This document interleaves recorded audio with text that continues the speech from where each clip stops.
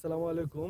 আজকে আপনাদের নিয়ে আসছি অনাবাদি পতিত জমি ও বসতবাড়ির আঙিনায় পারিবারিক পুষ্টি বাগান প্রকল্পের বস্তায় আদা চাষ প্রদর্শনীতে। এখানে 30টা বস্তায় আদা চাষ করা হয়েছে। আজকে আমরা আদার ফলন কেমন হয়েছে সেটা দেখব, সাথেই থাকুন।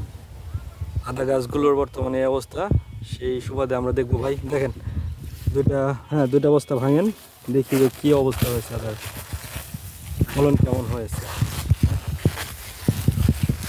এখানে 2 টুকরা আদা আমরা লাগাইছিলাম, তাই না? দেখি 2 টুকরা আদা থেকে কীরকম ফলন পাইছি।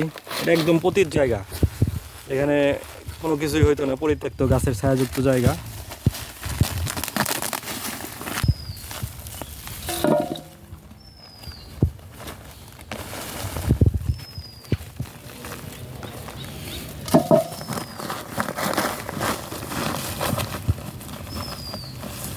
মাশাআল্লাহ, অনেক সুন্দর আদা হয়েছে।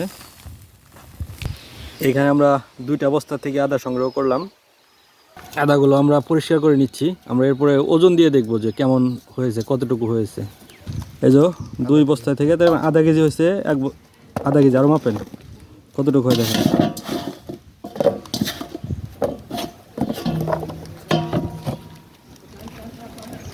1 কেজি। 1 কেজি ওখানে দেন, ওইটুকু কতটুকু হয়েছে দেন। 1250 গ্রাম দেন না রে ভাই, ওখানে দেন। ওকে, 2 বস্তায় 1200 থেকে 1300 গ্রাম আদা হয়েছে। মাশাআল্লাহ, ধন্যবাদ, সবাই পাশে থাকবেন।